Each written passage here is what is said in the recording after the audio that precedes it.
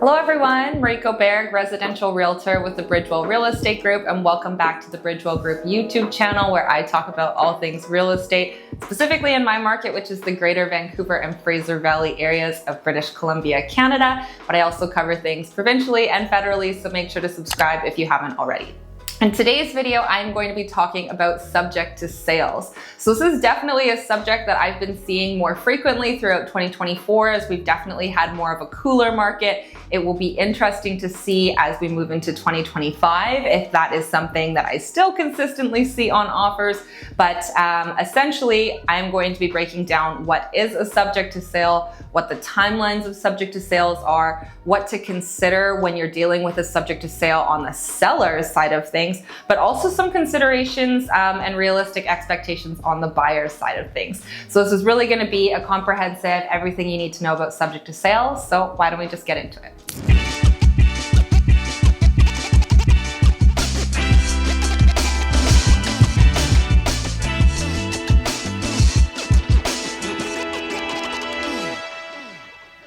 So starting off the video with the basics, what is a subject to sale? So anytime we hear the word subject, typically we are dealing with the buyer. So the buyer being able to complete some due diligence or satisfy a particular item or subject in order to move forward with the purchase and effectively handing in the deposit and making the property sold.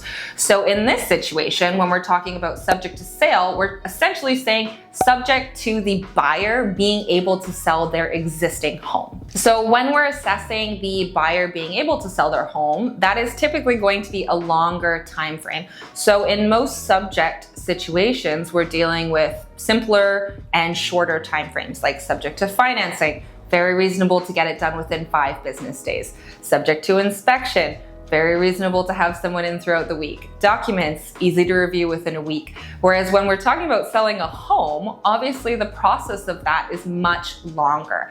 And so there are a lot of logistics and timing issues that we have to consider on both the seller and the buyer side when we are looking at accepting or proposing a subject to sale. So getting into an example timeline of what a subject to sale might look like, let's assume that you have pre-negotiated the offer and you've accepted it, right? So when we are dealing with a subject to sale, we're working off 2 different time frames. So the first one is going to be the initial subject removal. So think very standard subjects like subject to financing, subject to inspection, subject to documents, so like title search, property disclosure statements, strata documents, for example. This is going to work off of a very similar time frame of what we're used to. So roughly 5 to 7 days. Now, typically, right, the subject removal period is for you to do your due diligence. And so you're going to see a deposit in most situations after subject removal. But here in a subject to sale situation, we technically have 2 different timelines. So the first subject removal and then the second subject removal, which is a subject to sale that typically extends a lot longer.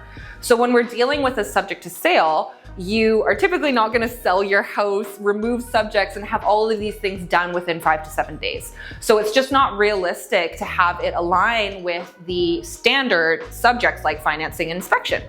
So when we're dealing with a subject to sale, the time frame is completely negotiable. But it's very often to see a 30, 60, or even 90-day subject removal to remove this subject to sale. So you can see how this would not be overly desirable from a seller's perspective wanting to sell their home, because they are basically committed to this accepted offer for a very extended period of time. So anytime you're a seller, you are going to prefer, anytime, most times I would say, you are going to prefer something that does not have a subject to sale versus something that does have a subject to sale, just because the risk associated to that particular buyer's home not selling, and the time frame of it, and just that limbo of not having a firm deal is going to be a lot longer than something without it. The deposit, right, is what we know to make something firm and binding. So subjects have removed, deposits handed in, that's what considers a property sold and the buyer committed to that property. So a lot of people ask with a subject to sale situation is, when do I get that deposit? And typically we are not going to see that deposit until after all of the subjects have removed. So after the subject to sale has removed, which really means that you are just in this limbo as a seller committed to this offer, but it's not going to be effectively sold and you're not going to have any money committed or put down to the property until the buyer sells their property. So typically you do not get a deposit at the initial subject removal. No deposit here. Typically, you only get a deposit once all of the subjects are removed. So from a seller's perspective, obviously there is a decent amount of risk or a longer time frame when we are accepting a subject to sale. So how can we make a subject to sale work for us as a seller and kind of mitigate some of that risk? There is something that is called a shotgun or also a time clause. And this basically puts the accepted subject to sale offer on the spot to remove their subject within a certain period of time, typically 48 or 72 hours, in the event that the seller gets an accepted or an acceptable offer that typically doesn't have a subject to sale on it. So let's take a situation where we have 3 different people. So let's say that I, Mariko, am the seller, and then the subject to sale is Radner, and then let's say that we have a new buyer, and that is Kiyomi in this situation, okay? So this is the scenario here. So I've accepted this offer from Radner, it's subject to sale for 90 days. Now, let's say that Kiyomi comes around and she's the first time home buyer. She doesn't have a home to sell. And she says, Mariko, I absolutely love your property. I want to write on it. And me and my realtor, we negotiate to a point where the price is good, the subjects are good, everything is good, and I'm really happy with it. So I say, okay, let's say that this is happening here, right? And Radner has all the way up until here to remove his subject to sale. So here I get Kiyomi's offer. So I have a new offer that I am happy with. And I say, okay, Radner, I have this new offer. I am invoking my shotgun or time clause, and you now have 48 hours to decide whether or not you are going to remove your subject to sale. So this is in a situation where it doesn't matter if Radner has sold or not. I'm invoking this shotgun clause and saying, look, it's up to you. You have the first right to decide whether or not you are going to remove your subject to sale, risk it in the event that you have not sold your property, or say, okay, no, I don't feel comfortable. I haven't sold my home yet, so I'm gonna collapse. You can move forward with Kiyomi. So this is how this subject to sale time clause works, is that the subject to sale buyer always has that first right when we have a time clause to remove their subject in the event that they want to or don't want to. And if they do not want to, then the new buyer would essentially come in and start the process all over again. And typically, it's only going to be beneficial for the seller to accept this new offer if there is no subject to sale on it. So in this example, Kiyomi's offer might have something a lot more standard, just like financing inspection and documents within a 5 to 7 business day. And I, the seller, would be happy with that because then I know whether or not my home is sold within that shorter period of time versus Radner's offer, which is that longer period of time. So let's say that there's no shotgun clause that's been invoked, okay? So let's just forget about Kiyomi here for a second. We'll just go back to myself and Radner in this scenario. So let's say, for example, that Radner's home doesn't sell by this date that we have pre-negotiated, whether that be 30, 60, or 90 days, right? Essentially, it works in the exact same fashion as if you hadn't got financing within your subject removal period. The subject removal period is that deadline for you to essentially say whether or not you are moving forward or whether or not you're collapsing the deal based on if your subject has been satisfied. So here, Radner has a couple different options. Radner can say, okay, I actually didn't sell my home, but I really want to move forward with this property. So I'm actually going to remove my subject to sale because I am committed to selling my home before the completion date. Like, it's going to happen. His other option is to obviously collapse and say, look, I'm not getting any showings at all. This is not working. I think I just need to, let you go, and I'm gonna focus on selling my home. That's an option as well. Now, the third option, if both the seller and the buyer are open to it, is looking at extending this date. So anytime we have a subject removal period, as long as all parties agree to it, we can actually renegotiate and extend this subject removal date to accommodate whatever we think Radnor's timeline should be. A good example of this is, like, let's say, for example, Radnor actually has an accepted offer like 2 days before the subject removal date. He doesn't know whether his own buyers for his sale are going to be able to move forward until maybe this date. So as a seller, I might be open to giving him like a 4 or 5 day extension to accommodate the subject removal for his sale if I think that it's reasonable that he's going to sell the property. So again, this kind of opens up negotiations all over, and we essentially decide whether or not we are moving forward or we're not moving forward. So things to be aware of and consider as a seller versus as a buyer when we are dealing with these subject to sales.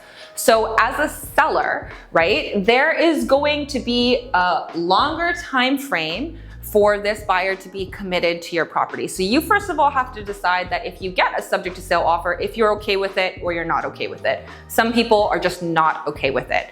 If you are okay with it, because you are going to be absorbing a little bit more risk, oftentimes it is, normal to expect a little bit more of a price or give on other things if you are accepting a subject to sale. It's like you give some, you get some, that kind of thing.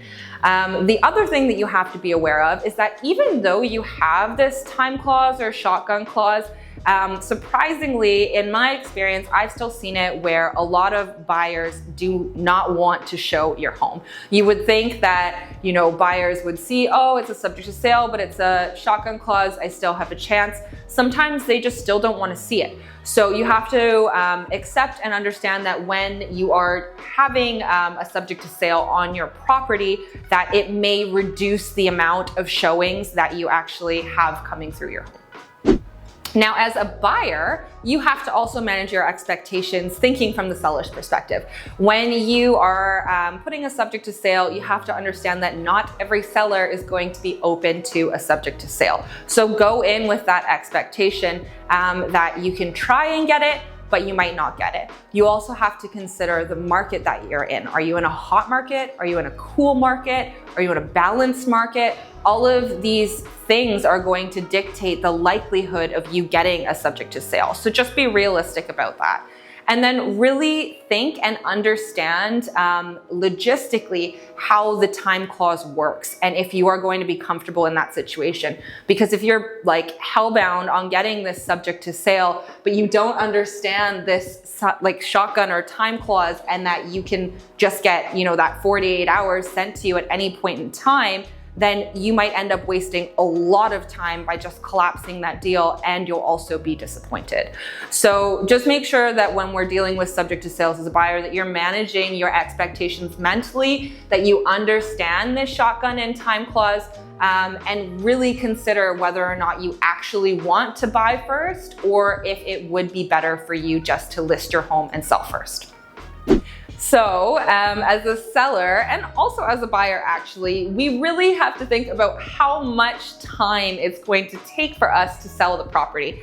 Be realistic about it, right? So whenever you are dealing with a subject to sale, it doesn't matter what side of the coin you are on, you should always make sure that a comprehensive market evaluation is being done so that you are both aware of what a realistic timeline is for that particular type of property. If you have a 2-bedroom condo in Port Coquitlam, you should be doing a comp analysis on 2-bedroom condos in Port Coquitlam and specifically focusing on what the average days on market is for that particular type of property selling, how many of those properties are selling in that particular time frame, so essentially what the sales ratio is, and then what the price is, and be realistic about that price. If you are the buyer, Radnor, that has a subject to sale in this particular situation, because you are really wanting to sell within a particular time frame. If the market is a little bit cooler, then you're likely going to have to be realistic that the price that you sell for could be a little bit lower because you need to have that fast sale. So again, just keep in mind what is realistic, and that will really dictate what this amount of time allocated for the subject to sale is. Thank you so much for watching this video on subject to sales in real estate. I hope it was helpful, and if you are looking for a team to represent you, whether it be buying, selling, or investing in the Greater Vancouver area, definitely feel free to reach out to myself and my team at the Bridgewell Real Estate Group. We are residential realtors in the area, and we would absolutely love to help you. If you are looking for more educational content like this moving forward, definitely make sure to subscribe to the channel. And you can also check out our Bridgewell Group website, Instagram, Twitter, or TikTok for all things social. Thanks so much for watching, and have a great day.